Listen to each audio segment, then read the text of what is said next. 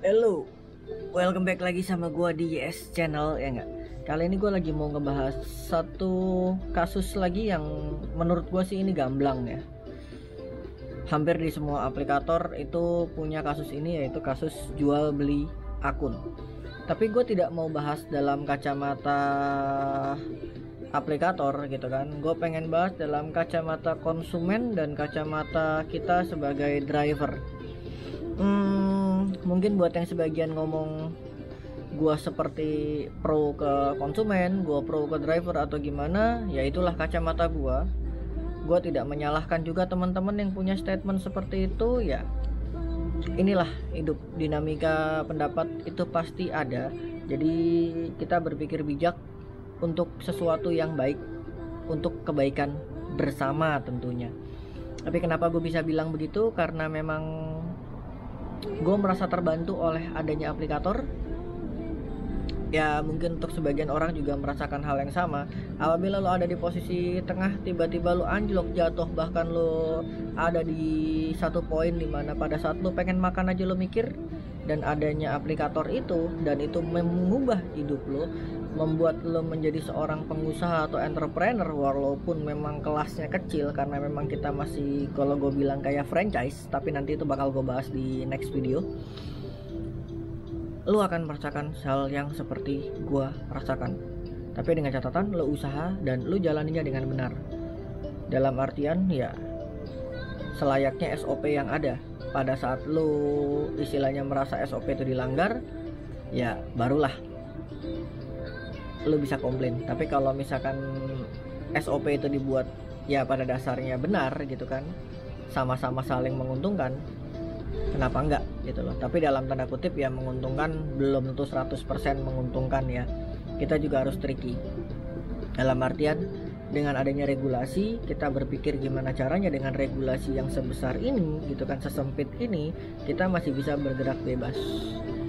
Itu yang paling penting, dan mendapat cuan yang banyak atau untung yang banyak. Tapi kembali lagi, yang mental pengusaha pasti bisa, tapi kalau yang enggak punya mental pengusaha biasanya pasti akan drop. Tapi ya itu semua bisa dilatih. But back to basic, karena gue udah kebanyakan ngomong ngalor ngidul, gue mau ngomong yang namanya fenomena jual beli akun. Yang pertama itu berasal dari sebabnya itu apa. Rata-rata yang pada jual beli akun itu faktornya banyak sih ya. Kenapa ada penjual? Pasti karena ada yang minta. Nah, faktor yang minta adalah karena dia ngerasa dia tidak bisa bikin rata-rata, akhirnya dia mutusin untuk beli. Dan tidak bisa bikinnya ini ada dua kondisi. Dia sudah pernah melakukan kesalahan di suspend untuk yang normal driver ya, atau dia memang kesulitan bikin akhirnya dia beli gitu. Dan yang terakhir sih ya faktor X ya, untuk tindak kriminal. Itu juga banyak dan itu akan gue bahas di kali ini. Nah, kenapa bisa ada yang jual? Karena rata-rata kalau untuk sekarang terutama itu adalah barisan sakit hati, dimana dia kecewa sama aplikator, padahal kita juga nggak tahu aplikator yang salah apa dirinya dia yang salah. Itu hanya dia, aplikator, dan yang di atas yang tahu gitu. Itu ada lagi yang sudah dapat kerjaan yang cukup mapan, jadi dia tidak perlu aplikator lagi untuk yang set jawaban. Atau memang ada yang sudah bosan dan tidak diterusin. Bicara pembahasan selanjutnya yaitu adalah siapa yang diuntungkan dan dirugikan dari sini. Sebenarnya yang dirugikan atau yang diuntungkan itu lebih banyak yang pihak dirugikan. Kenapa gue bilang gitu? Apabila terkesannya untung itu hanya sesaat. Sebagai contoh, orang yang susah bikin, ya kan, untung dia dapat akun, tapi belum tentu akun itu survive. Karena memang dari beberapa aplikator terutama delivery, dia punya satgas keliling. Pada saat lo ketangkep, bubar. Untuk di Gojek, pada saat ada konsumen laporan, atau di Grab sama ya, akun lu bubar, PM langsung. Apakah lu sudah sampai dengan taraf break even point atau balik modal untuk beli akun tersebut? Terkadang belum. Dan beberapa konsumen merasa dirugikan karena dengan adanya akun-akun tersebut itu biasanya disalahgunakan untuk tindak kejahatan atau penyelewengan ringan. Sebagai contoh, ya karena faktor ekonomi ya, gue tidak menyalahkan, ada yang bawa 2 akun sekaligus atau bahkan 3 akun sekaligus dibawa muter-muter. Itu ada beberapa yang gue lihat, bukan bermaksud nolongin orang ya, kalau nolongin orang case-nya beda, tapi ini dia pemiliki untuk meningkatkan pendapatan, padahal sebenarnya belum tentu juga dengan cara itu pendapatan lo meningkat. Sebenarnya dari usaha sama doa, cuman kalau kayak gitu ya menurut gue itu nyeleweng ya, salah. Sama dengan kalau lo usaha lo pakai mod, itu menurut gue salah. Nah, kalau mau usaha ya lebih baik lo training akun, coba jalan, perbaiki cara ngebit, gue yakin masih dapat. Gue bukan berbicara kayak gini karena gimana-gimana, gue berbicara begini kembali lagi karena gue sudah melakukan pembuktian. Belum lagi dari sisi konsumen apabila digunakan untuk tindak kejahatan, barangnya hilang atau lainnya. Kalau untuk sisi aplikator ya terus terang gue bodo amat ya, karena aplikator modalnya besar dan harusnya dia punya sifat istilahnya cara menanggulanginya sendiri.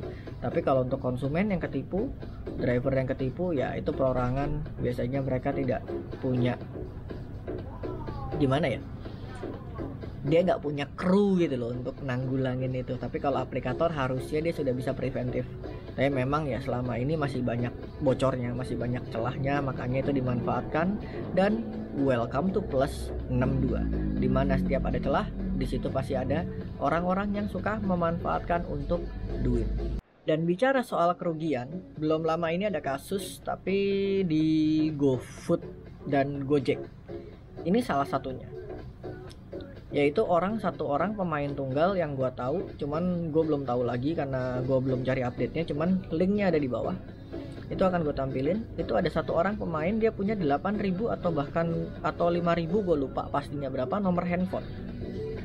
Dia punya outlet fiktif, dia punya akun driver fiktif, ya enggak, dan dia punya nomor telepon konsumen fiktif. Bayangin 8.000 nomor konsumen. Hal yang paling gampang ketebak untuk kita adalah berapa banyak order fiktif yang dibuat setiap hari yang miss. Karena sejitu-jitunya sniper pasti akan meleset 1 atau 2 kali.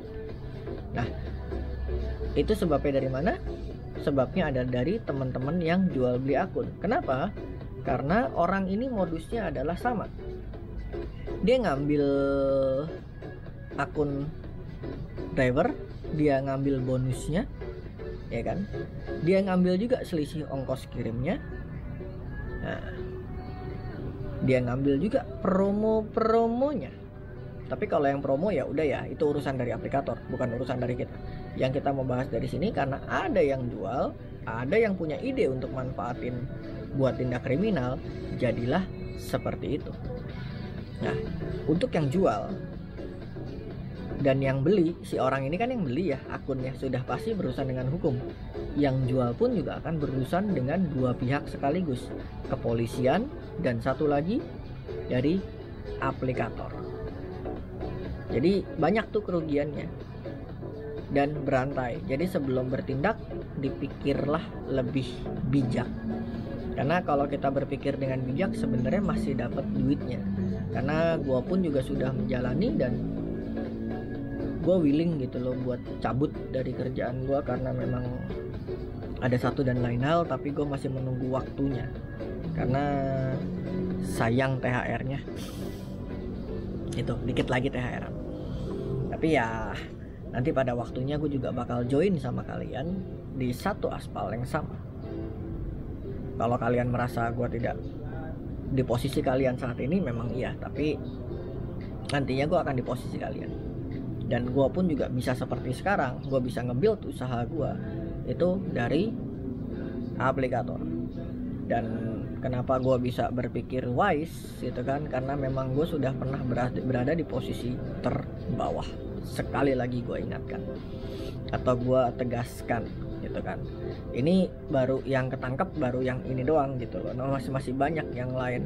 Bayangin cuman gara-gara begitu doang lu nyurangin teman-teman lo gitu loh. Udah tahu order susah, opikan itu bom juga dari gituan juga ngaruh.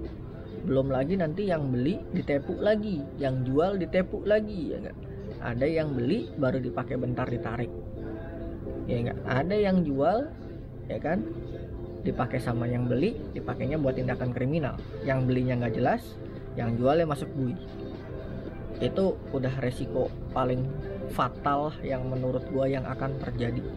Jadi gua sih himbau untuk teman-teman, sebisa mungkin hargai akun Anda karena akun Anda itu berharga. Dan di saat yang paling sulit seperti ini pun ya, masih banyak yang mencari akun-akun seperti yang kita punya, dan dia sanggup untuk membayar dengan alasan ekonomi keluarga, yang benar-benar dengan alasan ekonomi ya, dia mau pakai buat kebutuhan sendiri.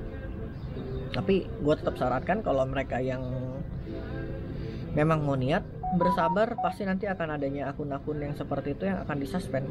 Pada saat suspendan sudah banyak, pasti akan dibuka pendaftaran lagi. Jadi kita bisa manfaatkan situasi itu untuk mendapatkan akun baru yang milik pribadi.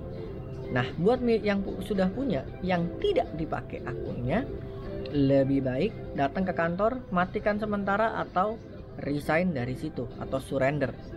Itu akan lebih aman daripada nanti akun tersebut disalahgunakan tanpa kita paham, handphone kita hilang, akunnya dihack dan lain-lain. Ada kemungkinan nanti kita berurusan dengan pihak berwajib atau kita merugikan orang tanpa kita ketahui.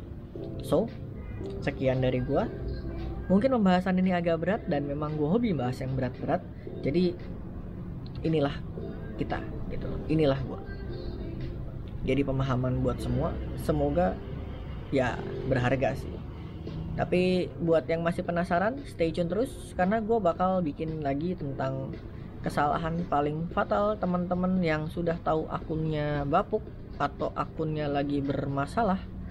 Nah, tapi dia tetap begitu-gitu aja gitu loh. Dia tidak mencoba untuk merubah akun tersebut. Nah, ini cara gua, sudah gua praktekin, berhasil di gua, bisa berhasil di lu, bisa berhasil di yang lain, bisa juga tidak berhasil. Tapi kalau tidak dicoba, tidak mungkin berhasil. Sudah pasti jawabannya enggak. Nanti bakal gua sharing. Moga-moga ya kan, dari apa yang gue bilang bisa berguna buat kita semua untuk kedepannya, biar tidak ada aturan-aturan yang aneh-aneh. Thank you for watching. Gua YS, gua cabut dulu.